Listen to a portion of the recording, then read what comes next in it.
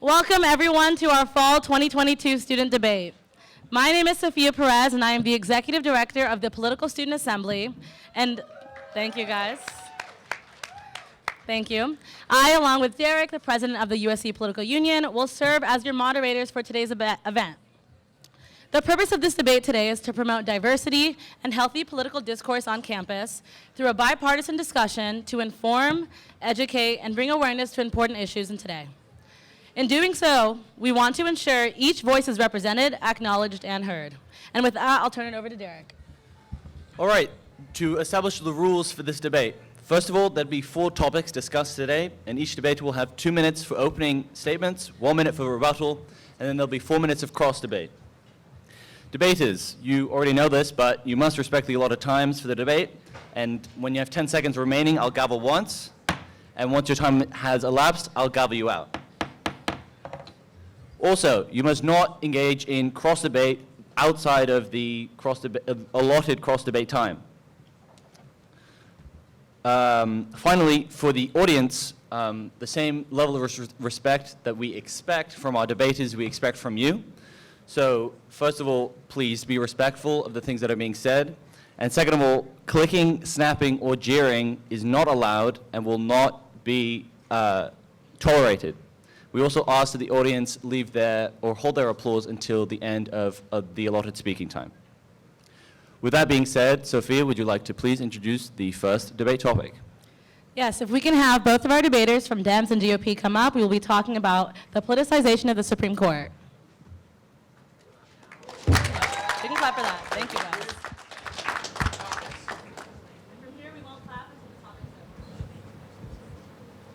If you guys would like to please introduce yourselves and the org you're with. My name is Juan Pablo Moreland. My name is Daphne Aman. Awesome. Okay. For the topic. The Supreme Court of the United States is designed to be insulated from party politics, a principle that Americans have generally relied upon to ensure that constitutional rights are protected. However, in recent terms, controversial appointments to the court, the overwhelming conservative majority, and the disregard for procedural and substantive historical precedent have severely impacted the people's view of the court. According to Gallup, the percentage of respondents who approve of the way the Supreme Court conducts its job has declined over the past 2 decades from 60% to just 40%. For the debaters, do you think the Supreme Court has become overly politicized? If so, how has its politicization threatened its legitimacy? If not, what are the solutions to combat this appearance? Dems, we'll go to you first. There is no doubt that the Supreme Court has become extremely politicized within the past few decades.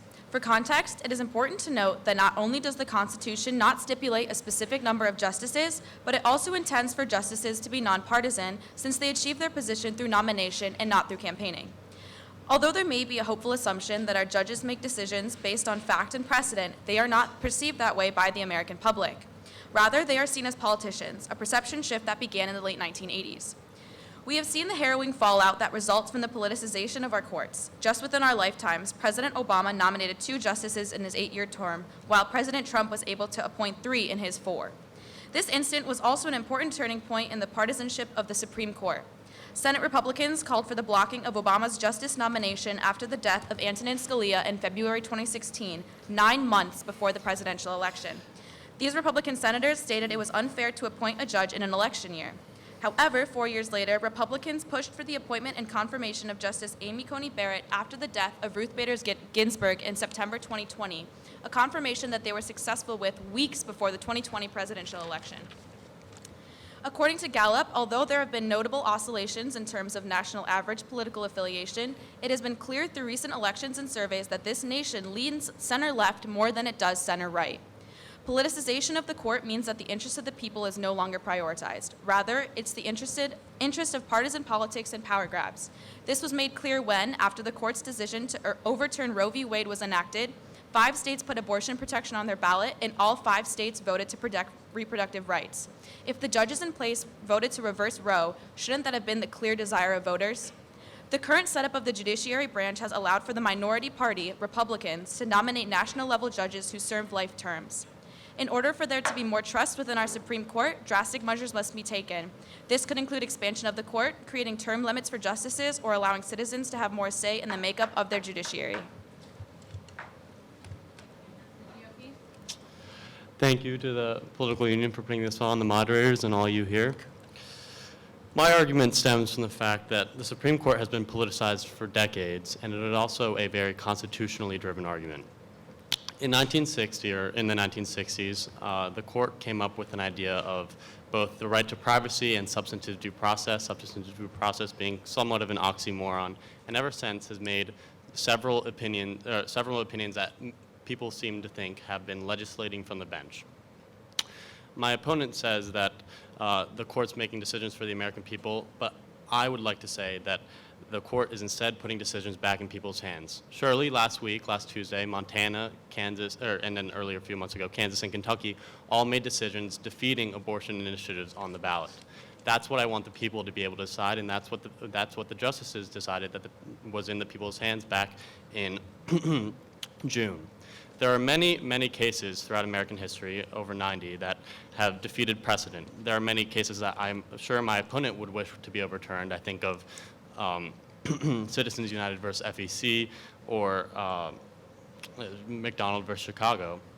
And outside of that, when the justices have a majority, they have the ability to overturn precedent if they wish. This was the case in Brown v. Board of Education, which put our nation on the track of ending segregation. My constitution, or an originalist constitution, as Antonin Scalia, who was confirmed 98-0 by the Senate, is very flexible. It allows the people to decide to place elected representatives in office to do the legislative deeds they wish, not the court. The original intent of the court was to decide judicial opinions based on the Constitution itself. The Constitution is worth preserving. This mistrust in the Supreme Court is consistent with a general mistrust of American institutions that has occurred this century, but I argue that people started mistrusting it over 6 decades ago. Thank you. Thank you. We will now go into 1 minute for rebuttal each. Dems? Although I do agree that politicization of the Supreme Court started decades ago, I think that the main shift is because of Republicans and because of the fact that even though the Republicans are the minority, as elections have shown, they still have managed to take a 6-3 supermajority in the Supreme Court.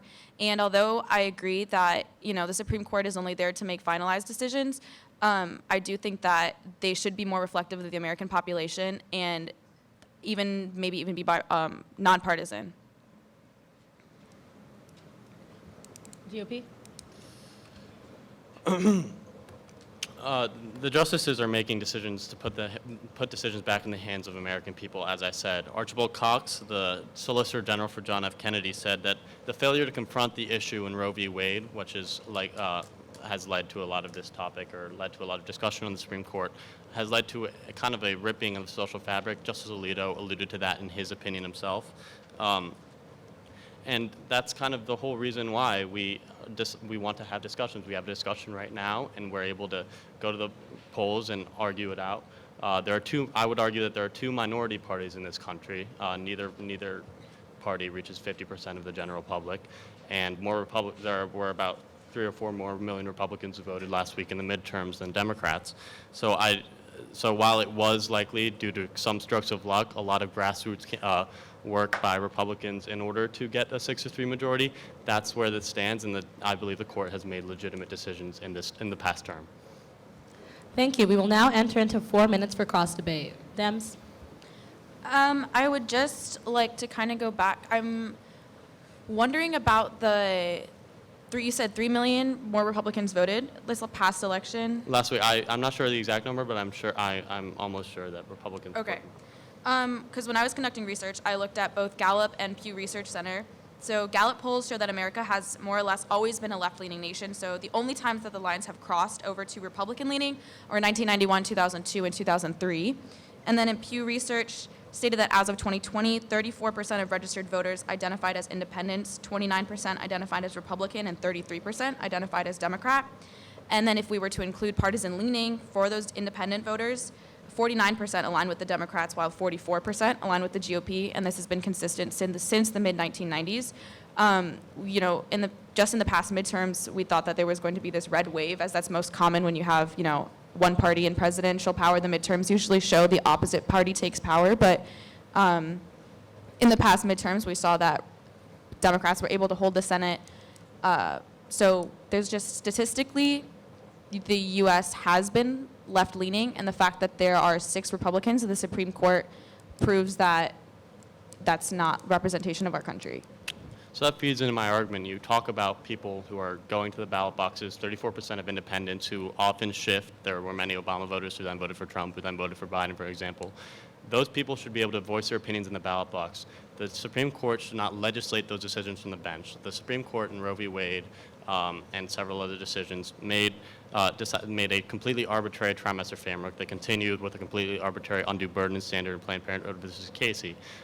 There are several other decisions that the court has overreached in the past. But and so this court now, in an originalist perspective, they're not Republican justices. Republican-nominated justices have been much more likely to overturn or to swing. I think of Sandra Day O'Connor, John Paul Stevens, Anthony Kennedy, and most notably now John Roberts, who is not part of the Dobbs majority. Meanwhile, Democrats basically put people on the bench to be able to fulfill their legislative priorities. Republicans try to put people on the bench, and especially the Federalist Society, in order for them to be able to return decisions into the hands of the people. What was the point you had made about the Federalist Society? Well, so after Roe v. Wade and after a lot of other decisions around that time, including Griswold versus Connecticut, there were kind of some grassroots groups and efforts who kind of tried to understand the Constitution as it was originally intended. For example, the 14th Amendment and the substantive due process clause that a lot of these decisions are based on makes no sense. As I said earlier, it's an oxymoron.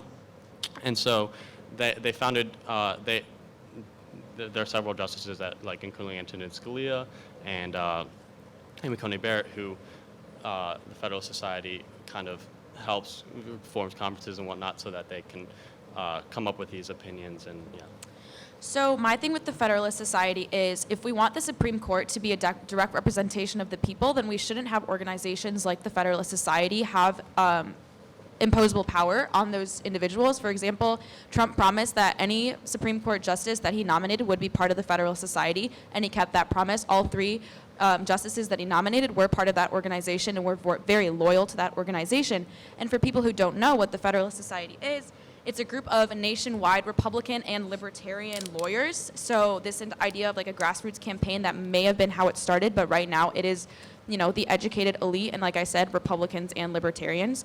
And for Donald Trump to allow such an organization to have that much power by promising to introduce only those types of people into the Supreme Court, I wholeheartedly believe that politicization of the Supreme Court is because of Republicans and especially because of Donald Trump. All right, thank you very much. We'll now be moving on to the second question regarding Dobbs v. Jackson. Numerous controversial decisions by SCOTUS in recent terms have led many to believe that a traditionally neutral court has transformed into a political institution driven by preconceived partisan agendas. For instance, this summer, the Conservative majority in Dobbs v. Jackson's Women's Health Organization held that the Constitution does not confer a right to abortion, a sweeping decision that overturned precedents set by both Roe and Casey, returning the authority to regulate abortion back to individual states. For the debaters, do you think the Dobbs decision was political? If not, what explains overturning of precedent? And how has this impacted the public's trust in the institution? GOP, you have 2 minutes.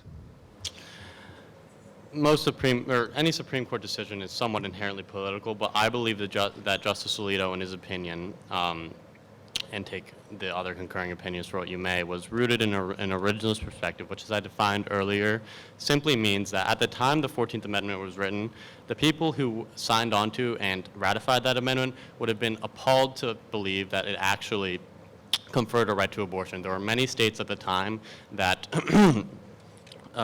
had restrictions on abortion. Roe basically got rid of that. Casey, in some ways, even more. And so, from that perspective, Justice Alito wrote that we heed the Constitution and return this issue back to the people and their elected representatives, as it should be. That is a legitimate decision and one rooted in an originalist perspective. The dissenting opinion by the more left-leaning justices on the court basically was that we like abortion, we want to keep abortion, and end of story. That's not rooted in the historical precedent of the United States and how we deal with constitutional issues ever since Marbury versus Madison. and I believe that's unfair. I go back to kind of, because this entire debate is kind of all collected totally, and the idea that this is an illegitimate Supreme Court because of certain nominations made during the Trump administration. A then normal Democratic senator named Joe Biden in 2008 told George W. Bush that if any justices were to step down from the court, because the Senate was in Democratic hands at the time, that the Senate would not confirm a justice confirmed by George W. Bush. Mitch McConnell affirmed that precedent with Merrick Garland in 2016 and then Amy Coney Barrett in 2020. There have been several attempts to derail Republican nominations. I think of Robert Bork 4 decades ago by Senator Kennedy, and then the examples of Clarence Thomas and Justice Kavanaugh politicizing the nomination process in a way that has not been done in the opposite direction. Ruth Bader Ginsburg was confirmed by a supermajority in the Senate, and so, yeah. Thank you very much. Dems, you have 2 minutes. In 1973, it was ruled in Roe v. Wade that abortion was to be federally protected.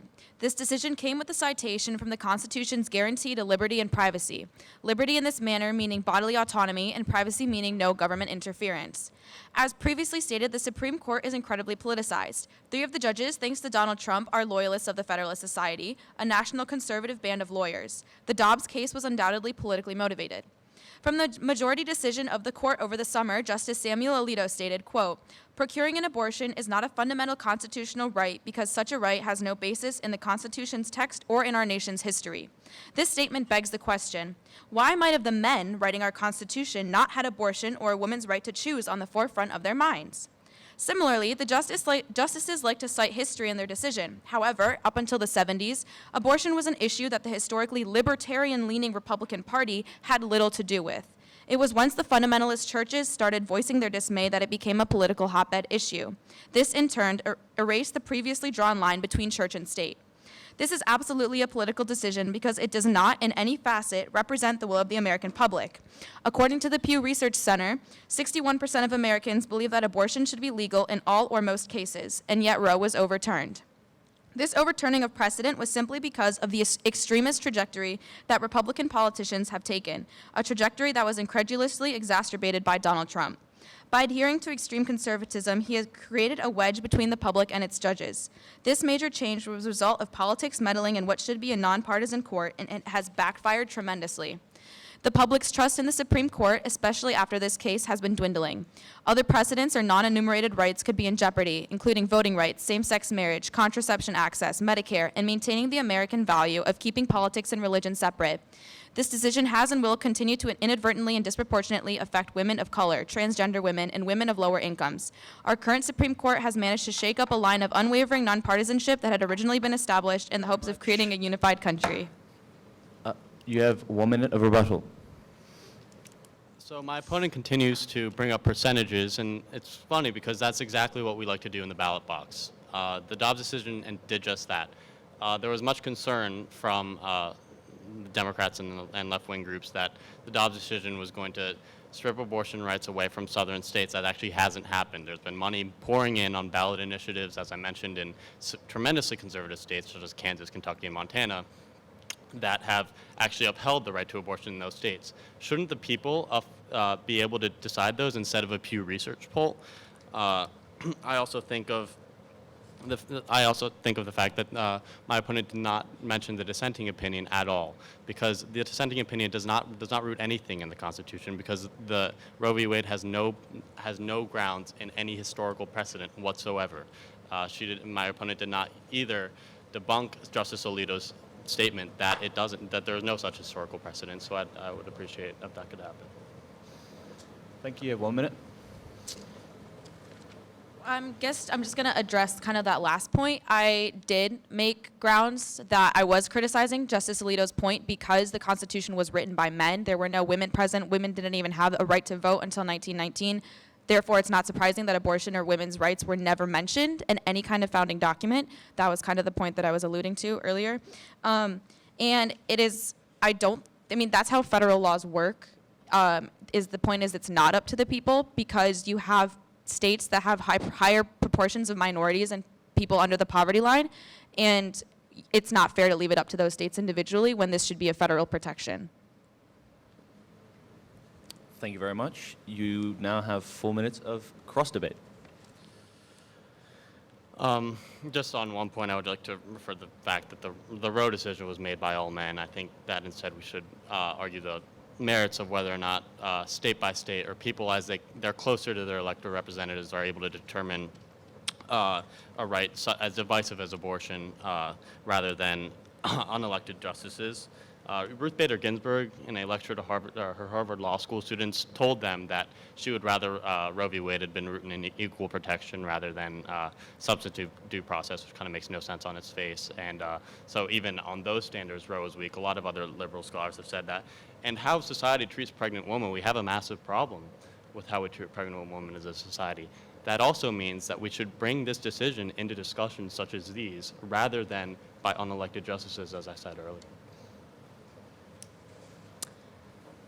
In the original case of Roe v. Wade, you had the statement from the justices saying that it ruled abortion is a constitutional right. In this case, the Supreme Court ruled that a woman's choice to have an abortion outweighs the state's concern for prenatal life up until the point of fetal viability. So a woman's right to choose outweighs the decision that individual states can make. That was the basis of the original decision. And I think that that's not something that can be necessarily looked over. Like I said, that's the point of having federal laws. Let me see. Okay, there are states with higher populations of minorities, and those are the communities to be most affected. For example, Texas, which is one of the most strict abortion laws in the country, has a 40% Hispanic population and a 12% Black population, and 14% of its population lives at or below the poverty line. And it's not fair to leave this decision up to states. As I said, Texas has one of the most strict abortion laws in the country, when it also has one of the highest population of minorities, showing that minorities are inadvertently more debilitated by laws like this. And so it makes sense to me that it should be protected at a federal level. And also, if you're willing to admit that pregnant women are not treated fairly in society, then how can we expect them to force these pregnancies? Well, the court is not forcing these pregnancies. I think we have some common ground here that especially minorities and low-income level mothers and expecting mothers have a very difficult time bringing a child into this world. Whether or not we want to leave that decision amongst 9 people that none of us directly elected, or if we want to leave it amongst our own elected representatives, is kind of an obvious choice to me. I believe instead that the people get to decide. You know, we have a lot of talk about democracy being important from Democrats. I think so too, and I think so in this area. I think so on several other issues. And I don't see why abortion should be any exception, because this is a very divisive issue. That's why we're talking about it first here. And I don't see why we should just leave it up to some courtroom that isn't filmed and none of us get to see it or elect. You had mentioned in your opening arguments, though, that the Supreme Court was a direct outcome from the fact that we do elect senators and House of Representatives to Congress, and those are the people that that confirm the nominations.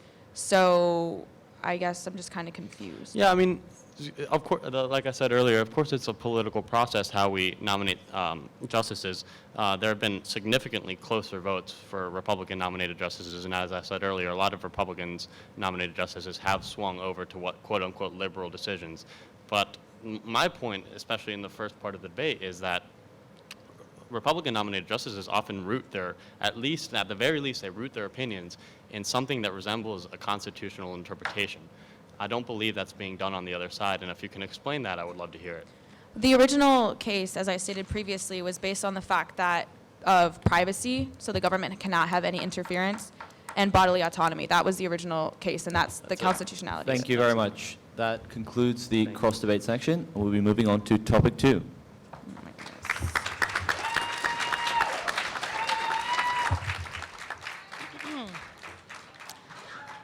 Thank you to our first debaters. Can we have our second debaters please introduce themselves, starting with Dems? My name is Marilla Roberts. And I'm Sid Chada. A reminder to the audience, please keep clapping to the end of time allotted and no jeering. Thank you. Thank you. Today, on this topic, we will be going into the economy and specifically inflation. In the recent midterm elections, polls showed that the economy, particularly inflation, was the top issue on voters' minds. According to the Bureau of Labor of Statistics, the annual inflation rate in the U.S. was 9.1% in June 2022, the highest in 42 years. The inflation rate for food was even higher, 10.4%, and much higher for gas, 60%.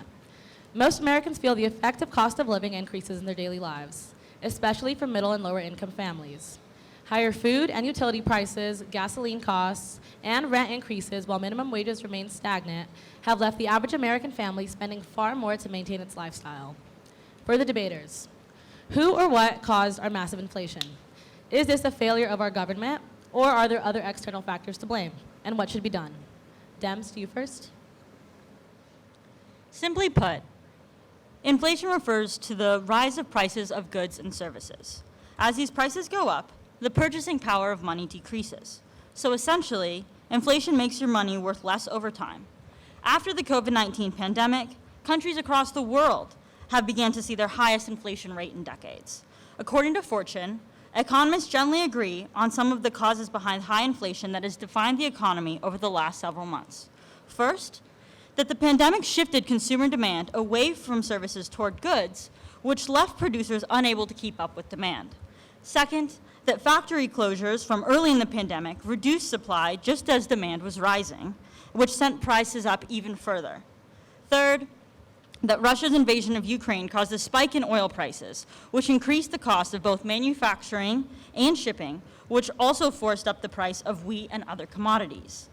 We are seeing inflation showing signs of leveling off. As of October 2022, inflation sat at 7.75%, which is a decrease of 1.35% in just 4 months. Inflation in the US is actually slightly lower than the rest of the world, and specifically because our economy is so strong. And our economy has actually been growing, especially in the last quarter. Exports were up and unemployment is still low. There are a few ways that inflation can be curbed by fiscal policy.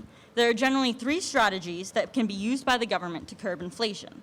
The first is monetary policy, which includes higher interest rates. This increases the cost of borrowing and discourages spending. This also leads to lower economic growth and lower inflation. The second would be a tight fiscal policy, which is a higher income tax and lower income spending, which reduce aggregate demand, leading to lower growth and less demand pull inflation. Thank you. Now GOP, 2 minutes. Thank you. Ladies and gentlemen, today's debate is going to be about the deficit in America because that is what is causing inflation. The National Public Radio in 2019 found that the U.S. federal debt stands at more than $22 trillion and uses debt deficit financing to improve this. However, debt deficit financing does not improve the economy. Budget Model 19 finds deficit funding, what the U.S. government is currently conducting, would increase federal debt by 63.5% by 2017. This is extremely problematic, as Sophia of Jackson University in 2014 writes that a 1% increase in the U.S. deficit increases interest rates on Treasury bonds by 0.21%, increasing inflation rate catastrophically, as bonds can be seen as a direct substitution for money in the world of private monetization. Now you might ask, why is higher interest rates bad? It's bad because it would devastate the world economy, as Richter of Business Insider writes that through 2025, emerging markets will face $2.7 trillion of U.S. debt to be paid off, and higher interest rates would make it harder for countries to repay their debt and heighten the risk of a debt default. Nobody wants that. Politico 20 finds debt in developing countries is singled out as the principal cause of poverty, human suffering, and hampering economic development. This larger failure of our government shows that in order to keep track of our deficit, we need to start looking at unnecessary programs like unemployment checks. Macroeconomic theory holds that economic growth is dependent on the increase in capital, advances in technology, and growth of labor force. By using welfare and unemployment checks, we directly decrease the growth of the U.S. economy through reductions to labor force participation. In simpler words, unemployment checks and welfare make people less inclined to work. As Paul Ryan said, the American safety net is a hammock that lulls able-bodied people into lives of dependency and complacency. With GDP shrinking, tax revenues would fall. This would in turn mean fewer resources to help our deficit or in the future. This is a never-ending cycle. As a wise man once said, spending puts fuel on the fire of inflation. Thank you. Thank you. We will now go into 1 minute of rebuttal. Dems first. While some economists say that stimulus packages passed in response to the COVID-19 pandemic are having an impact on inflation, it's misleading to suggest that that's the only explanation for a recent rise in inflation. Blaming it exclusively on Democratic spending proposals misrepresents what's actually been passed. It ignores the trillions of dollars in spending passed last year supported by Republicans and signed by then President Trump, which economists say has also contributed to inflation. Many countries around the world are grappling with the aftermath of the pandemic and the impact of the war in Ukraine and are facing both rising inflation and sluggish growth. So the U.S. is not unique in this specific situation. Further, those countries also passed major stimulus relief bills for their citizens as well. Elected politicians have a limited role to play in fighting inflation, a job that mostly falls to the Federal Reserve. This has made talking about price increases all the more challenging. Thank you. A minute for rebuttal for GOP. People, don't let my opponent mislead you. What inflation is a fundamental problem of too much money chasing too few goods and services. It was hardly a surprise. In the last 2 years, the government has spent, borrowed, and printed trillions of dollars while also hamstringing production in the economy. The result was a vast increase in the amount of money in circulation without comparable growth in the size of the real economy. All that extra money bid up the price of goods and services, a phenomenon we call inflation. Now, over the past, 80 years, inflation has been trending upwards constantly because of a high deficit. Don't let my opponent mislead you, as it's not been a past few years in the few 3-4 years. It's been a trend over 80 years where constantly expanding the deficit and constantly increasing government spending has been proven to lead to high inflation and higher prices. Now, government-funded healthcare increases prices as well. By using government-funded healthcare, we increase prices by $177 per person. Programs like these do not help the American people. Thank you. Thank you. We will now go into 4 minutes of cross debate. Dems, you first. In 2022 alone, Republicans voted against funding baby formula during the shortage, lowering the cost of insulin, and most importantly, against investigating price gouging at the gas pump. Oil companies are recording record profits. This past July, ExxonMobil booked an unprecedented $17.85 billion in profit for the second quarter, and Chevron made a record $11.62 billion. Yeah, so I wanted to respond to one of your key points where Republicans turned down an insulin bill. So Republicans actually tried to create competition to lower prices, not actually artificially alter the economy like what the Democrats were proposing.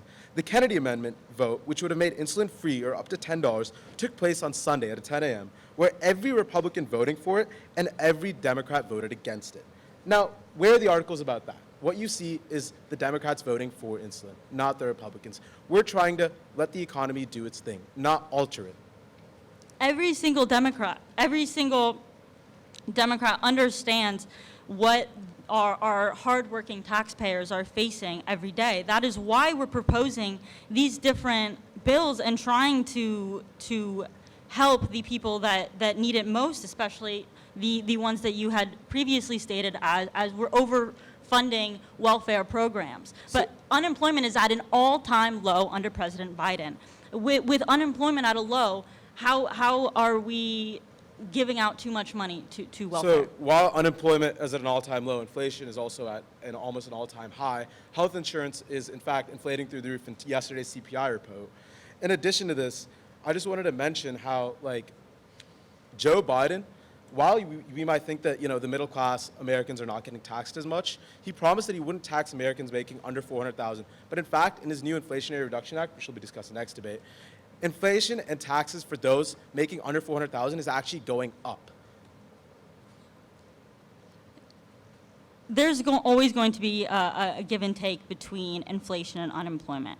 And again, we are not suffering as bad as Mexico, the United Kingdom, Germany, and with Russia just releasing and attacking a NATO country. But see, the thing is, it's not about the current economic trends. It's about a trend over the past 70 to 80 years where we've kept increasing deficit funding.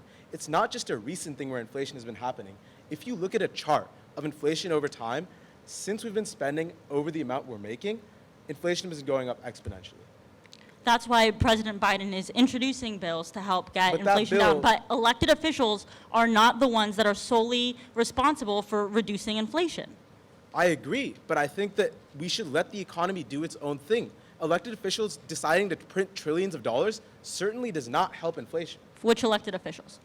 Elected officials, for example, the last Democrat stimulus checks was proven to increase inflation. Who passed the CARES Act?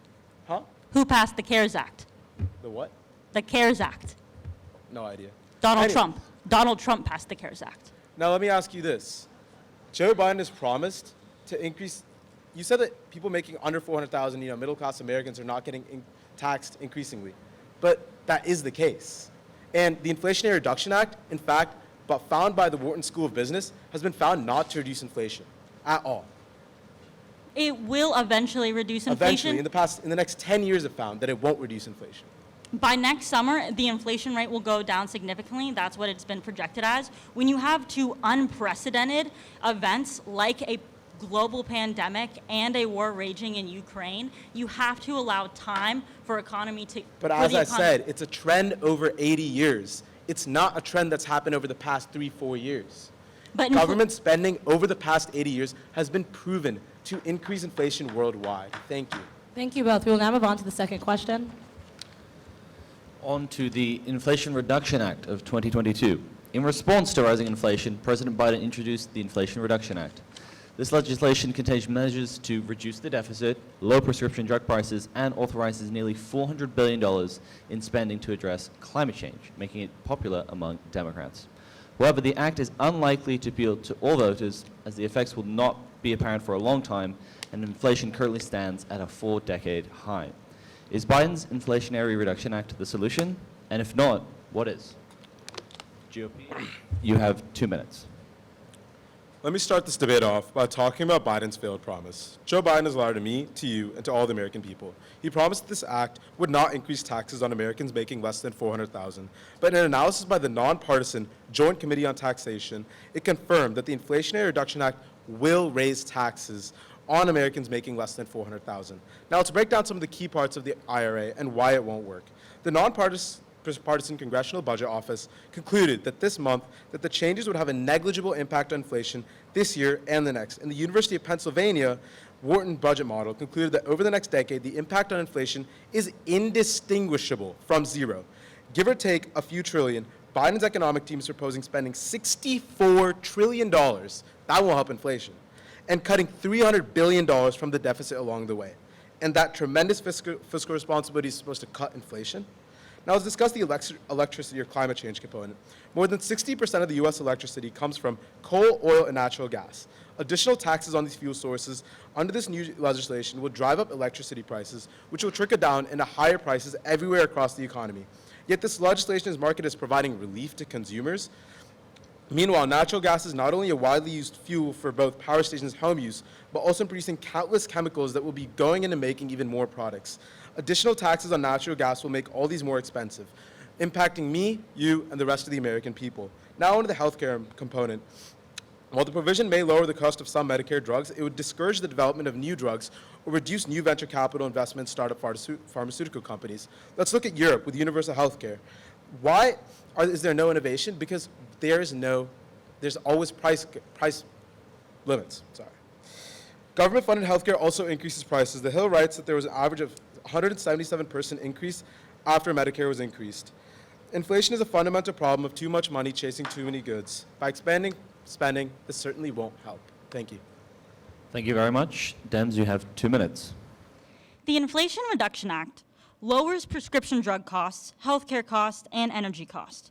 It's the most aggressive action on tackling the climate crisis in American history, which will lift up American workers and create good-paying union jobs across the country. It'll lower the deficit and ask the ultra-wealthy and corporations to pay their fair share. This act offers many pros. First, that the IRS is finally going to be able to beef up its staff so it can do its job, including processing tax returns promptly and catching tax deadbeats.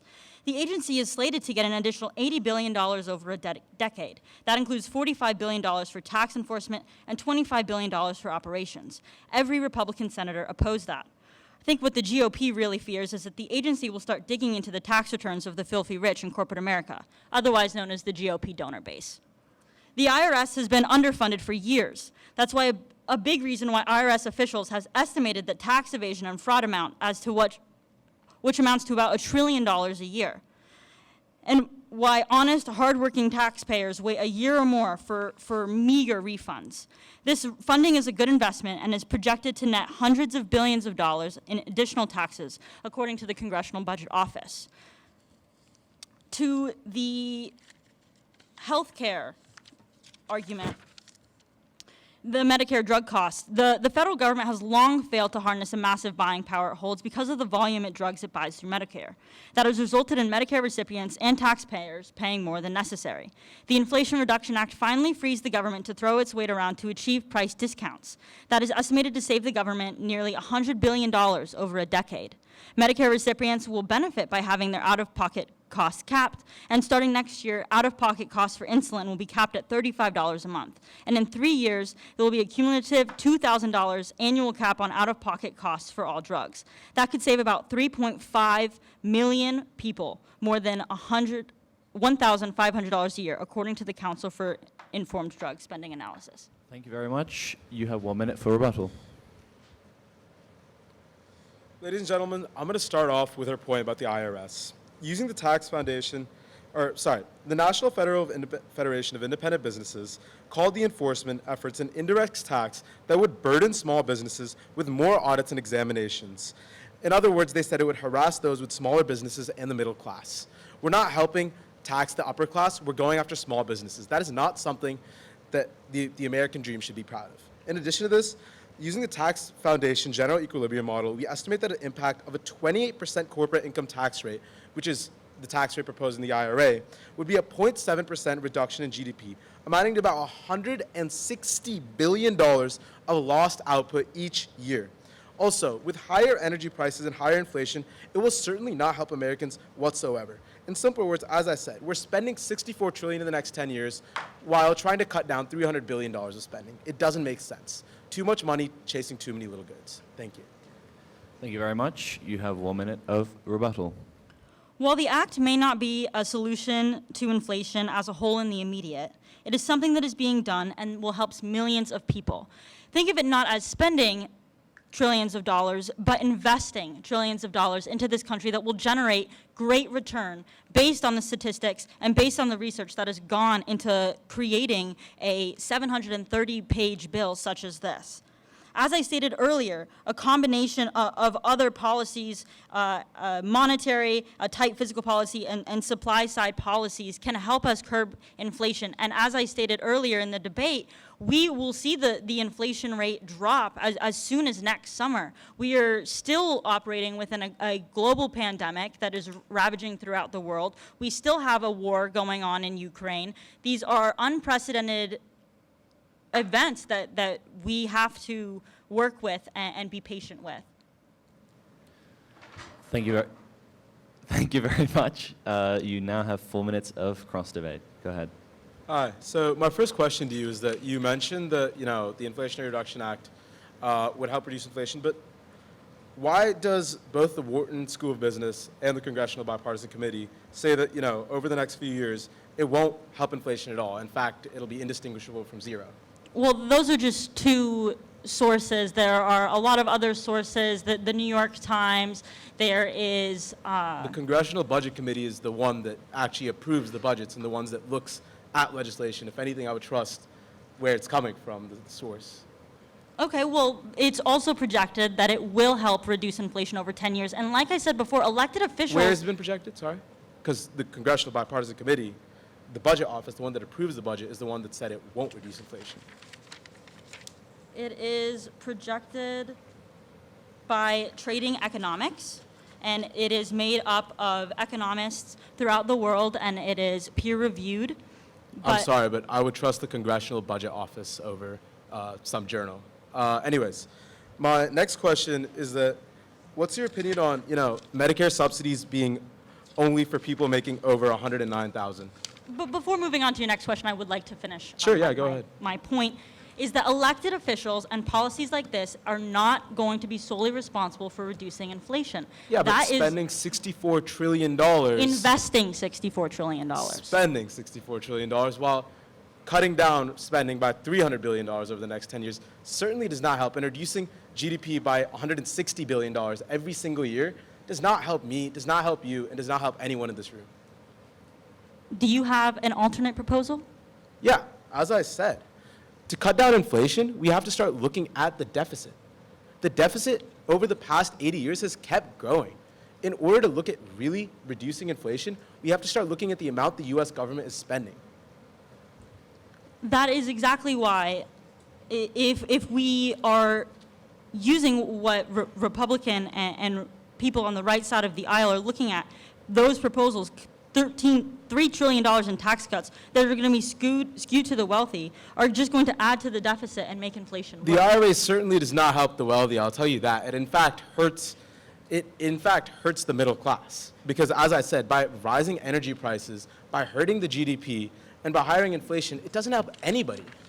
It The is IRA helping is a- millions of people. It's helping 100 million adults that have healthcare debt. It's helping 13 million Americans save $800 per year. Sorry, then why did Medicaid, Thank you. Continue.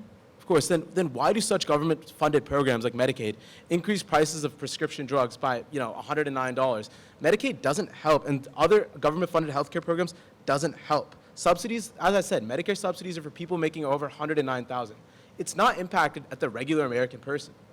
But it is, though. By rising energy prices and rising, regular goods that me, you, everyone uses, it doesn't help any of us.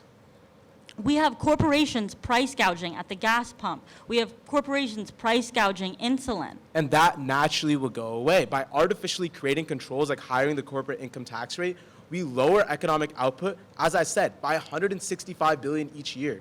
By lowering GDP and becoming a less successful country, that doesn't help anybody in this room. Large corporations pay $0 in federal tax. I pay more in federal taxes than these large What about corporations. state taxes? And what about local taxes? Exactly. Anyways, besides the point. My point is, insulin is also a bipartisan effort. As I discussed, Republicans also try to discuss insulin efforts to try to reduce prices. So what's your opinion on that? The Inflation Act will achieve hundreds of billion dollars in deficit reduction, and it would It have... doesn't reduce the deficit, I'll tell you that much. Thank you. Thank you very much. That We concludes get our a round second of topic. applause.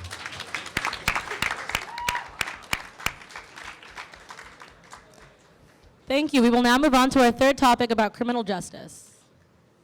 Can we have both debaters introduce themselves, starting with Dems? Introduce yourselves, yep. Yeah. My name is Lula. Adam Jackman. Awesome, thank you. To begin the question, crime and public safety are currently at the forefront of voters' concerns. Crime, especially violent crimes like murders, have been on the rise in recent years. FBI data shows that murder rose nearly 30% from 2019 to 2020, the largest single increase ever recorded in the US. In 2021, the number of homicides increased 4.3% nationally. This increase in crime is multifaceted, with some blaming soft on crime policies for the recent spike, while others blame it on ineffective and corrupt policing. For the debaters, what do you think are some specific causes for concern over violent crime and public safety? What are some specific policy solutions to combat this uptick in crime? Starting with Dems. Hello, everyone. Public safety is obviously a very important topic, and a lot of Americans care about it for valid reasons. Public safety is also a question about who is being provided safety, as well as at what expense. If we look at trends in public safety in recent times, we can see that certain communities are being kept safer than others and at the expense of other communities. A recent poll shows that 6 in 10 registered voters are concerned about public safety, and yet certain communities are kept safer in America than others, as evident by when you walk across certain neighborhoods. It stems from a lack of knowing and funding neighborhoods and communities. When we look at violent crime is a heavily localized phenomenon, and the national violent crime rate may not actually reflect conditions in America's own neighborhoods. This is an urgent call at looking at individual communities when looking at public safety, because public safety is funded by government and federal funding, and yet every neighborhood is not having equal funding in public and safe measures. Some policies that can help public safety is actually funding these neighborhoods. It's been shown that poverty and crime are linked. There's a lot of studies that have shown that the less income in a neighborhood, the more likely that crimes are to be committed. So my question would be, why aren't we funding and helping people in from lower income backgrounds? Thank you. GOP, 2 minutes. Hello, everybody. I want to thank you all for coming, contributing, and participating in this community of politics. We know here, even at USC, that crime affects each and every one of us. Someone pulled a BB gun on a student on campus. There's cell phone theft at an all-time high. Assault from a delivery driver on someone just trying to pick up Uber Eats. It's hitting us. It's hitting us personally. Every one of you, I think, can sympathize with that. But unfortunately, Democratic politicians don't see it that way. National leaders say it's a fabrication, that real Americans' concerns are kind of made up, that crime is overblown. Look at the stats. Look in Los Angeles, 23% increase in violent crime. At USC's campus, 23% increase in cell phone threats, 20% increase overall since 2019, according to the Daily Trojan. Nationally, theft and robbery is up 20%, murder is up 30% since 2019. These are evident statistics and facts. So what are the solutions? From my perspective, resources. As my counterpart said, we need to be investing in our communities. Local law enforcement need to have the resources to respond to violent crime. Putting laws in the hands of judges. Bail reform, allowing criminals to keep in prison and not on our streets. And self-defense laws, allowing individuals in the community, when someone comes at them with a firearm, to not just stand and cower and let their store be taken advantage of, but actually respond to it, actually stick up for themselves, and not put them in jail and let the criminals roam free. And finally, the roots of crime. As my counterpart said again, the funding is critical. We need to be investing in school choice, in homelessness efforts, in allowing our communities to uplift themselves instead of top-down governance. Thank you. We will have 1 minute for rebuttal. Dems first. Thank you so much for helping me make my point. I definitely agree with you in that USC has crime. And if you look at the surrounding community, you can see that it's a community of lower income, of people that are struggling. And that, of course, would be a natural reaction when people are struggling to feed their families, when people are struggling to make mortgages, when people are struggling to get a meal. They don't know where their next meal will come from. And so, as you mentioned, funding a lot of these government programs. Just recently, there was a bill that was struck down to fund school children.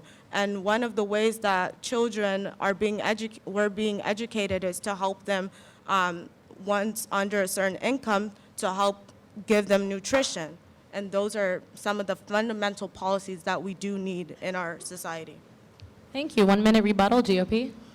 I really appreciate that you mentioned schools. There's a national initiative from Republicans in the Senate to fund school resource officers, mental health, psychological, community resource officers as well, fund community events for participation between, and we're going to get into this in the second topic, but police and those communities in which you refer to allow participation and camaraderie instead of violence and division.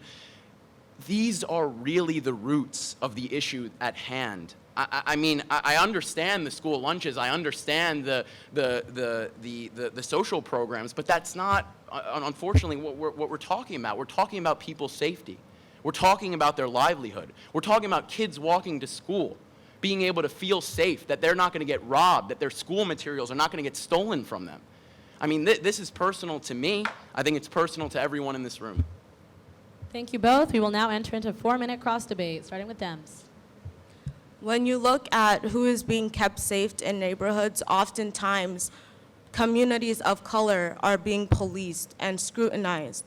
If you look at the past 20 years of United States policing, you'll see that after the war on drugs dating back to the 80s, Black communities, Latino communities, communities of color have been policed. And yes, of course, it looks like you are less likely to be stopped in Bel Air by police. You're less likely to, in Beverly Hills, encounter people that are going to rob you, assault you, as you have mentioned. But just like every other community, people within our community, USC, they have those exact same concerns. And if we don't meet their basic needs, then this will be a continuing issue. We need to fund these people because they are suffering and they deserve some human dignity and resources, like you mentioned.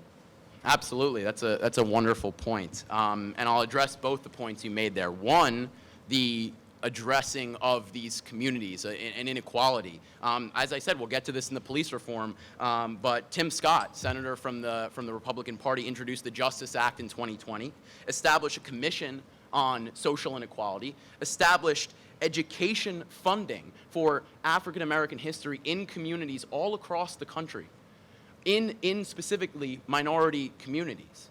And yet, Democrats blocked this bill from being passed. It would connect law enforcement to the communities that they're actually engaging with. Instead, we don't have that conversation. We don't have that community. And I think you all showing up here today shows that we need communities to talk and participate in order to find solutions. And then on the other point, does protecting a certain group of people, people who might not have as much, does that give right to criminals to smash and grab crimes of businesses in Santa Clarita, in Westwood, in South Central? I don't think so. As you've mentioned, a lot of people in this country are criminalized, and there have been statistics that show that America is the nation with the most amount of people in jail, and not because most people of color in jail, and not because they commit crimes at higher levels, but because there is an institutional and systemic mechanism of basically putting people away for small crimes. Back in the 80s, people were being put away for smoking marijuana. People in prison for 10, 20 plus years for smoking marijuana. If you look at our legal landscape now, marijuana has been passed in how many states? Should people be locked up and incarcerated and put away from their families for smoking marijuana when nowadays it's not a serious crime? So when we talk about crimes, please indicate whether we're talking about small crimes or large crimes, because there are people that are being impacted and communities that are being over-policed, and it's not on the basis of principle. Okay, I have just 30 seconds to respond, but I'll try to get to everything you said. So on the position of over-policing and over-criminalization, President Donald Trump, a Republican president, in partnership with the Democratic Party, passed the First Step Act. It cut mandatory minimums. It reformed conditions within prison. And who has the House, Senate, and White House right now? The Democrats, and they haven't legalized marijuana. Many Republicans want that bill passed. President Donald Trump also referred to black people as thugs and people that are not worthy of human dignity. Thank you both. We will now move on to the second question. Our second question is in regards to police reform. Numerous tragedies involving the deaths of unarmed black Americans, including George Floyd, Deontay Wright, Elijah McClain, Breonna Taylor, William Green, and countless others, have continued the push towards police reform. While some legislation has passed at the federal level, such as the George Floyd Justice and Policing Act, the legal terrain for police reform is largely decentralized, taking place at the state and local levels of government. For the debaters, what specific policies do you think would best reform our policing system, and at what level should these reforms be introduced? GOP, you have 2 minutes for opening statement. Thank you. Me and my counterpart attended a talk just a couple months ago, administered by one of the district captains of the LAPD. And he and his wife were there talking about, both minorities, talking about how we can reform policing. And they said we need to have conversations. Our department in LA, 70% minority or women. But we need to have those conversations to improve hiring, improve practice, improve accountability for police officers committing crimes against those that they're supposed to serve. Unfortunately, the Democratic bill that did pass the House, did not pass into law, the George Floyd Justice and Policing Act, it didn't have that conversation. No police incorporation, no incorporation of communities into that conversation, no negotiations with the other side of the aisle.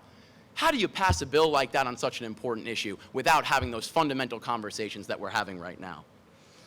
Fortunately, and I hope this one day gets passed into law, the Tim Scott Justice Act did have those conversations. They talked about having body cams on every officer, reforming the no-knock warrant that got Breonna Taylor killed, database for officer crimes, the first federal one of its kind, a commission on social inequality that I mentioned before, grants for reporting requirements for state and local governments to report crimes of their police officers, alternative use of force training, hiring reform, the list goes on and on. This stuff's really important. We interact with police officers every day, every week, and we need structural conversations to actually take place between police and communities, not just top-down governments from our bureaucratic officials. For example, in the states of New Hampshire and Ohio, local and state solutions are passing. Psychological counseling being reformed, ban of chokeholds in New Hampshire, no private prisons, and these are Republican governors signing these bills into law. This is where real reform's happening. Much. Dems, you have 2 minutes of opening.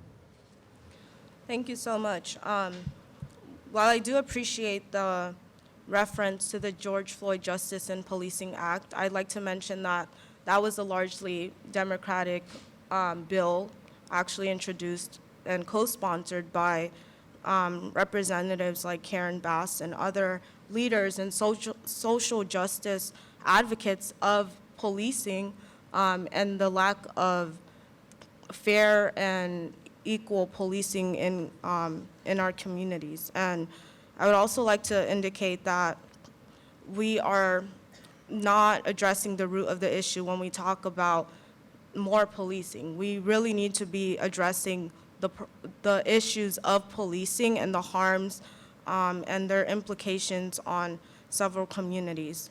One of the main issues with policing is that police are given qualified immunity, and the doctrine of qualified immunity allows state and local officials to avoid personal consequences related to their professional interactions unless they violate a clearly established law. If a lawyer were to commit a crime, that lawyer would be easily, easily persecuted or held accountable for committing that crime. So why is it not the same with a police officer? I understand that it is their profession, but once your profession transgresses and takes somebody's life, then I think that things like qualified immunity and police reform needs to be widespread in this nation. African American men are among the most targeted, as seen all on our television screens, and this is a conversation that we need to be having.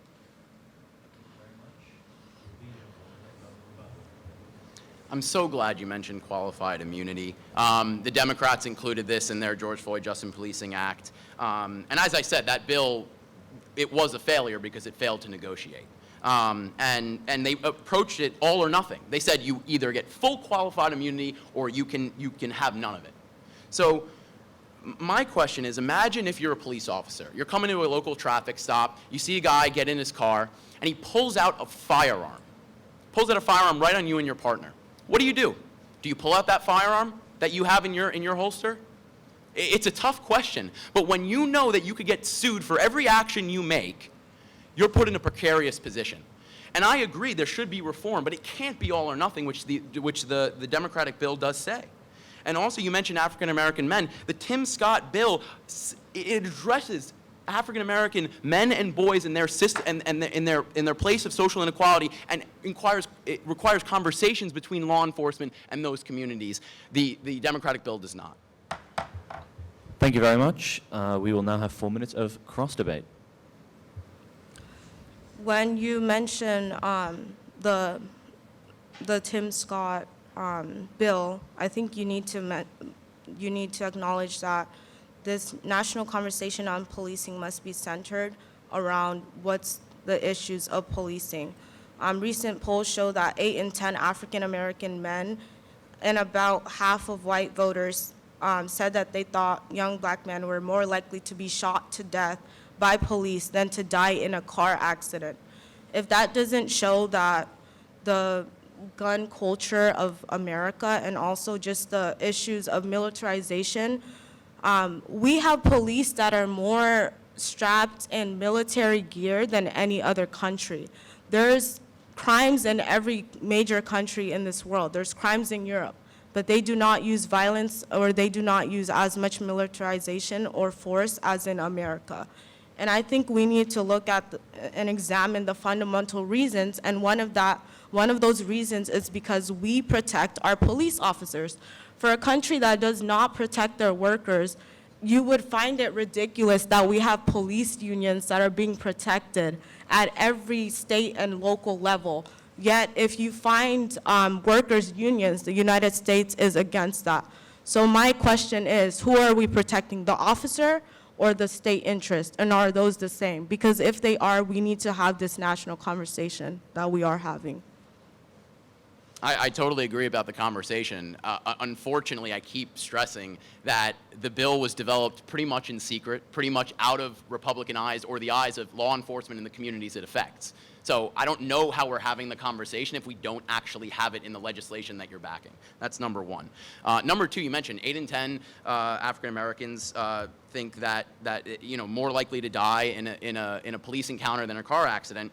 Well, in this past election, 8 in 10 African American men also said they were concerned about issues of crime. They're also concerned about their communities. They're also concerned about their children and their grandparents and their mothers and their fathers. They're also concerned about that against violent crime. And they acknowledge the importance and the need for policing, not just to get rid of it entirely, which a lot of Democrats have argued for. So that's point number two. Point number three, on the accusation of military gear and an assault by police officers and that militarization, that was in the Justice Act. Why didn't Democrats agree to that bill? I think that's a great question for Democrats to answer, why they didn't support this bill when it specifically had changes to the gear and the use of force requirements in local departments. And so did the bills that passed the Ohio and New Hampshire state houses, all Republican-backed. So that's point number three. And then with police unions, there are a heck of a lot of Democrats that support police unions. So I'm not exactly sure your point on that, but where I come from in New York or here in Los Angeles, police unions tend to endorse Democrats writ large, and they have to answer for that as well.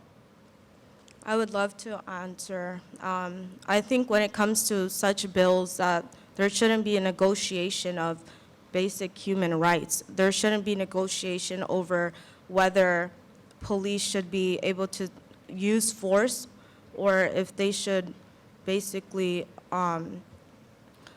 use body cameras. I think that along with the bill, there were several other things, and oftentimes in our legislative process, a lot of bills get packaged together. So the reason that bill was not passed is not just because of the policing aspect, because they would have passed it.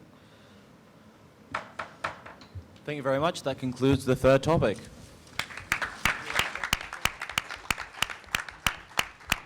All right, we will now move on to our fourth and final topic on the First Amendment and freedom of speech. Thank you. Can we have you both introduce yourselves, please, starting with Dems? Hello, everyone. My name is James Aaron Guerin. Hey there, I'm Justin Weiss. Awesome. Okay, so for the question. The First Amendment's freedom of speech clause prevents government restrictions on speech, but does not prevent restrictions on speech imposed by private businesses. As such, large social media corporations such as Instagram, Facebook, and Twitter can regulate speech hosted on their platforms. Traditionally, many of these companies have regulated speech deemed hateful and or misleading, such as the censorship of former President Donald Trump. However, subsequent to his purchase of Twitter, Elon Musk has taken an opposite approach, adopting a First Amendment approach for social media, which would leave speech virtually unregulated on his platform. While they are not bound by the First Amendment, what role do you think private social media corporations should play in regulating speech? And to what extent do you think potentially problematic speech should be regulated by these private social media corporations? Dem, starting with you, 2 minutes. Thank you. I want to make one thing perfectly clear. This debate is not about the First Amendment. There is not one side that is supportive of the First Amendment and the other side that is not. This debate is about responsibility and accountability. Those are two things that the First Amendment can't function without. They are the lifeblood of our very democracy. The fact is that our country has still not approached what we want our speech to be used for. Do we want it to foster debate and democracy, or do we want it to be weaponized to promote violence? Look, y'all, I can understand the concern. I really can. But the fact is, I don't care about people being mean on the internet. I don't care about people being problematic on the internet. And social media companies don't really either. What I care about, and that the social media companies care about, is that before the 2020 election, Governor Gretchen Whitmer was nearly kidnapped. That when I was working as a poll worker during the 2020 election, I had my face screamed at.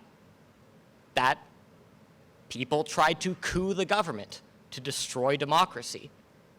And very recently, an attempt was made on the Speaker of the House's life. This is what we care about. This is what the debate is about. And this is what we all must confront and address. Thank you. 2 minutes for opening statements. GOP. My friend, I disapprove of what you say, but I will defend to the death your right to say it. It's an oldie but a goodie, and the paradigm of what modern civil discourse and free speech law should be today, what our founding fathers fought and died for. The fact that we can stand up today and debate this topic at all proves how fruitful it is for society. The Constitution states that Congress shall make no law prohibiting the free exercise thereof or abridging the freedom of speech. Isn't that beautiful? It's incredible that throughout the turmoil of the birth of our country, that our founding fathers had the foresight to state that the most important individual right was the one you had to express who you are, the good or the bad. You can make mistakes and learn and grow, because that's what being American is. That's what being human is. Cancel culture and free speech restrictions are a sickness. Its base design and purpose is malicious intent masked by virtue signaling and ad hominem attacks. It's pure pressure to undermine the constitutional law of the land through cruel and ignorant means spearheaded by this idea of hate speech. Hate speech is an emotional and intellectual fallacy. It's the so-called trigger word used by the left to control what can or cannot be said. I disapprove of what you say, so I will make sure that you're not allowed to say it. Hate speech has shifted from speech that is objectively hateful to a blanket censor for anything that is viewed to oppose it, all in the name of tolerance or political correctness, to coddle those who don't want to step outside their echo chambers and experience new ideas. And that is the abhorrent truth of it all. Cancel culture at its core is censorship based around political ideology. If you don't fall in line, the mob will bully you, your family, people close to you. But is it right to censor people for their political beliefs or opinions? History has never taken kindly to the silencing of its people. Nazi Germany, fascist Italy, China, North Korea, are these countries and governments we should look up to? Cancel culture follows this pattern, albeit to a less violent but just as effective extent. It's pseudo-fascistic plot to attack any views and thoughts that don't fall under its umbrella, and that's the conversation that's being had. It's up to us as Americans, as human beings, to not let our fellow man suffer just because of ideas that don't fit the status quo. That's not freedom of speech. That's not even freedom. Thank you, GOP. 1 minute rebuttal. Dems first. Justin, I love you, man. That's patently ridiculous. No, guys, please. This is hard enough. You can look at the list of celebrities that have supposedly been canceled, right? J.K. Rowling, Dave Chappelle, to name a few, who have speaking gigs still. They have book deals. They have comedy specials. They have opportunities to speak. It is not that they have been disallowed from speaking. It has been that their speech has been criticized because their speech is disrespectful, and we are allowed to call it that, y'all. We aren't disallowing them from speaking. And it is untrue that we are, because we know that they keep speaking, and that they are keep being paid to speak, and that it is still their job to speak and to communicate. Thank you. 1 minute rebuttal, GOP. That's what you say, that these people are allowed to keep speaking. And I agree with you, some people are allowed to keep speaking. But what social media companies are doing to a lot of people, you know, you look at Donald Trump, for example, it is a sheer malignant misinterpretation of the Communications Decency Act, Section 230, which basically makes it so that social media companies can get away with whatever they want to do with restriction of speech without being subject to lawsuit. That's how they interpret it. The original interpretation of this law was to put in place that they cannot be held accountable for whatever speech they're allowing onto their platform, which should be all types of speech. Speech can be criticized, that's fine. But once these companies start attacking speech, for example, someone like Donald Trump, who's been banned from Twitter, it becomes a question not of whether or not they're allowed to speak or whether or not they can be criticized to speak, but why can't they speak? Thank you. We will now enter into 4-minute cross debate, starting with Dems. All right, thank you. So I want to address the thing that's just been said. What my opponent is talking about is Title 47 of the U.S. Code, specifically Section 230, the Communication Decency Act, which basically says that service providers can't be held liable for the things that are being put on their platform, which gives us a clue into why service providers like Twitter are doing what they're doing and are moderating what they want to moderate. It's not because they're legally required to. It's because that is the type of company that they want to foster. And I was talking about responsibility. If you want to interface with a private company, you have the responsibility to follow their rules. And is it unfortunate? Yes, absolutely. But that's how the cookie crumbles. You say that's how the cookie crumbles. You say it's because they're a private corporation, they can do what they want. For the most part, I agree, and because of this act, they're able to do that. Gonzalez versus Google, which is coming up soon, I hope is able to overturn that, where they're going to re-examine how Section 230 is looked upon. But, you know, you talk about President Trump, someone who's been taken completely off the platform because they don't follow the rules of what goes on Twitter. Donald Trump lost a court case, Knight First Amendment Institute versus Trump, stating that him and his Twitter account is a public forum. It's a government-sanctioned public forum. If Twitter wants to have its cake and eat it too, why should Twitter be allowed to only take the good of these certain public forums and public figures? And to follow up on your thought, you say that that's the way the cookie crumbles, that's the way it goes. This is left-wing McCarthyism. This is the 1950s, but flipped the script completely. Back during the Red Scare, people from the left were known for communist propaganda. You know, do you think that that is similar the way it is today? People have been put on trial, people have been attacked for having their own thoughts and opinions, but they shouldn't be silenced regardless of who they are. People should be allowed to talk to these people because they're public forums. They shouldn't be allowed to be silenced because of it. Twitter can't have it both ways. Yeah, so I just want to make it clear. We're going to talk about Donald Trump in the next topic, and it's going to be great. But Twitter isn't a public forum. It isn't. And the reason that we know that is because if Twitter, for some reason, wanted to, it could pull the plug on its whole platform, every single service it provided tomorrow. It is not a public platform. It has zero accountability to the people. It is accountable to its shareholders, to its investors. It is not a public platform. But that's the problem at hand. They're claiming they're a private organization, which is true, but they're using this section to do whatever they want, which goes against the First Amendment right for public figures and public forums within their situation. Should that be allowed?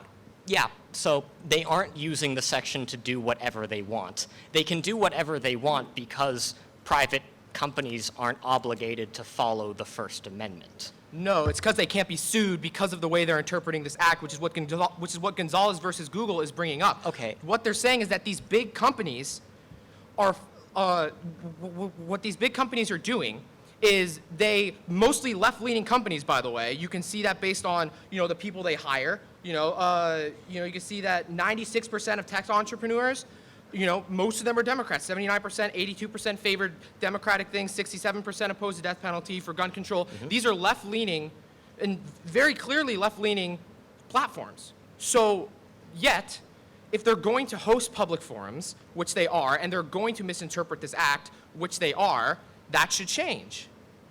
Okay, so y'all, again, the Communications Decency Act abrogates companies from responsibility for what is hosted on their platform. Because it's being misinterpreted. That's explicitly what the law says. Thank you very much. We'll now be moving on to the second question regarding censorship of political figures. The speech of public and political figures obviously has a far greater impact than the average person, given their enormous audience. To what extent should public figures be held to a higher standard for being subject to free speech limitations? And should these limitations extend to increasing risk of social media censorship? GOP, you have 2 minutes for opening. George Santayama wrote in The Life of Reason, "Those who cannot remember the past are condemned to repeat it." American history is a beautiful tapestry of iconic men and women who have paved the way for our country to be where it is today, both the good and the bad. But we're intellectuals. We understand that not everyone is all good or all bad. It is impossible to see American history truly in black and white. So we study it. We learn the obvious and easy history as children so we can learn to love our country. And as we get older, we're told to question things. We critically think and do more research on more of these topics so we can get a better grasp on history. We see the darker sides of the heroes we touted, but we also see the empathetic and tragic sides of the people we called villains. So what happened? Where was the shift in the rumination of our history? It's as I stated before, cancel culture strikes at political ideology and ideas that only one side wants to protect and preserve. Throughout this past decade, cancel culture's eye of Sauron has shifted to historical figures in our great founding fathers. And I'm not defending every single action that people 200 years ago have made, but we have to look at it in context of the time period. We have the luxury of foresight, modern technology, and a civilization that doesn't need domestic war in order to survive. We can't be so myopic as to be willfully ignorant of this. We don't have to say what everyone did was perfect. Wearing rose-colored glasses is certainly just as dangerous, but we need to understand that the true reasoning and context behind these actions. We shouldn't judge people by their worst mistakes. It's dangerous and it's narcissistic. We don't have to agree with anything. We don't have to agree with everything, but we can't act like we're better than they are and just because our values are different today. If people owned slaves, fought in a war, made mistakes, I'm not condoning it, but that doesn't make them a bad person. This is why we study history.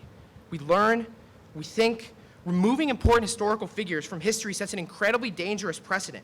We don't have to like or agree with everything, but we shouldn't be as rash as to write off antiquated values since they don't match our own. History is a powerful tool and it should be used to preserve and learn, not to forget and destroy. The censoring of this is harmful for the people, for all of us. Thank you very much. Dems, you have 2 minutes for your opening. Y'all, I mentioned before how the First Amendment is nothing without responsibility and accountability. And public officials that we entrust with maintaining our democracy and governing our society have a whole heck of a lot of power. And with that power should come increased responsibility, increased accountability, and increased scrutiny. That is why we have different standards for public officials and everyday people. It is because public officials can do a lot of good with their speech and do a lot of good with their voice. But when they do bad, nations can fall. Ours nearly did. Donald Trump was suspended from Twitter because of the way that he used his voice, because of the impact that it had. Because in the wake of a coup attempt, he was still putting fire to the fuel.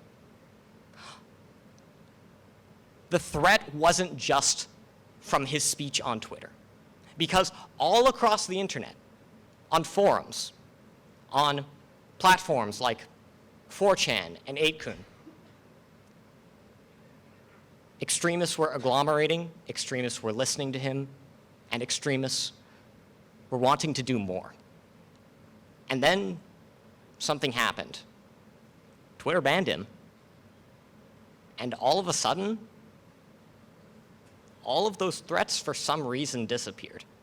Well, they didn't disappear, but the immediate threat did disappear. Look, y'all, none of this is easy. It isn't. But what happened to Donald Trump was absolutely justified, and it's not like he went away, in case y'all have been checking the news. Thank you very much. GOP, you have 1 minute for rebuttal. The old orange man bad argument. Another oldie but a goodie. Yeah, he says stupid things, but at the end of the day, it doesn't matter. He's not telling people to go out into the streets. He's not telling people to storm the Capitol. That's not at all what happened. Twitter banned him because they wanted to and because they, at the time they could, regardless of the fact it's a public forum, and they really shouldn't be allowed to under, the Knight versus Trump case, which I've already mentioned, that, they shouldn't be able to ban public forums. But they say that it's justified. They say that all these so-called threats are coming, and that they're from extremists. That's what they are. They're just people who listen. They're extremists. People should be able to listen to whatever they want to. There's the First Amendment doesn't protect everything. I will 100% agree with that. But there was nothing that says that it was justified based upon what the First Amendment doesn't protect, which, incitement, fighting words. You could argue that it's that, but it's not. You want it to be because that's what gives you the best outcome. That's why Twitter leans so far to the left and why censoring this side is what they do. Thank you very much. Denz, you have 1 minute for rebuttal. Okay, so let's assume for the sake of argument that Twitter is a public forum. It isn't, but let's assume that it is. There is a Supreme Court case called Brandenburg v. Ohio that says that someone's freedom of speech can be limited and restricted if they are going to imminently incite violence.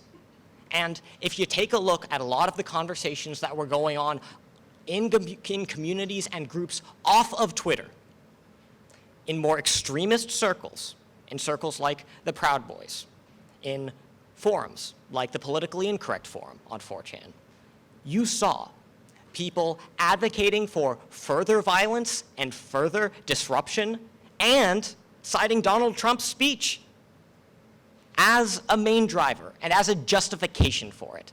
That's why. Thank you. We have 4 minutes of cross debate now.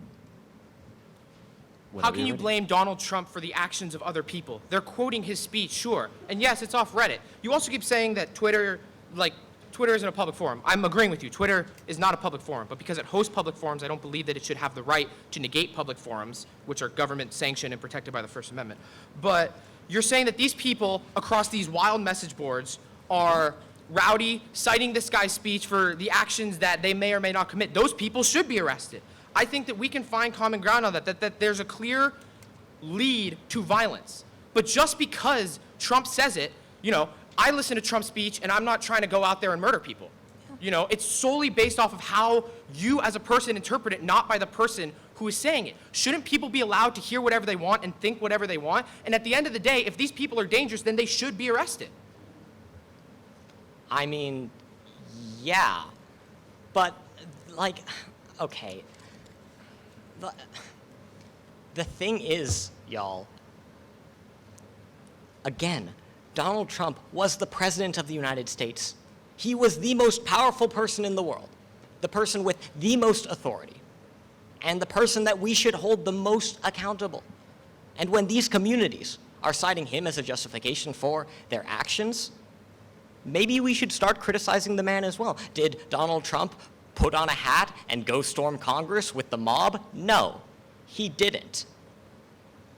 He might as well have, though, because it took him hours to mobilize the National Guard. And then after the fact, he showed wanton disregard for the safety of police officers, for the safety of Congress members, for the safety of employees that were working on the Hill, for all of that. He did all of that. That's why he can't be on Twitter anymore.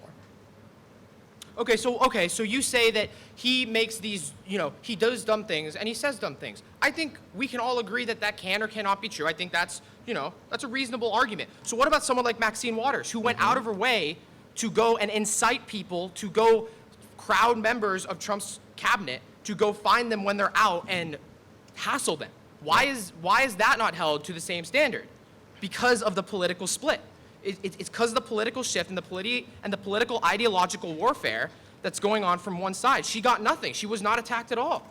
But she is actively inciting things. He's just saying things. And people are interpreting it. Why isn't there a difference here? You're focusing on one guy, which I get, there are a lot of examples, 100%. But at the end of the day, if you keep looking at one person and one side, then you're blind to the situation. So, look, y'all, the reason that Maxine Waters didn't get punished for it like Donald Trump did is because she wasn't inciting violence. She was telling people to go yell at their elected officials and civic representatives, something which everyone does and everyone should be allowed to do. Right? She's inciting harassment when these people are living their private lives. It's not like it is a so-called public forum. You know, if this was a public forum and someone got up and started screaming at me, that's okay. But if I'm at a dinner with my family, I should not be hassled by people who are told to hassle me. That is a direct violation of the First Amendment. That is inciting, and that is 100% incitement. There is no time, place, or manner for that. Y'all, part of the sacrifice that you make when you choose to become an elected official or government employee is that you can be criticized anywhere, at any time, that the lines between your public and private life are blurred or destroyed. How many times have we heard scandals about elected officials enjoying, say, pornography? If it were anyone, we wouldn't need to know that. But because they're elected, we do. This is how it works. Thank you very much. That concludes our fourth and final topic.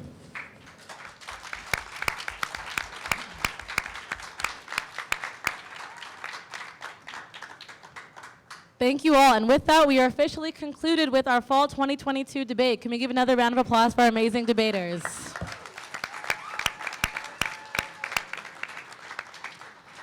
Thank you all. We would like to thank our debaters for their participation tonight and for their willingness to promote bipartisan discussion on campus.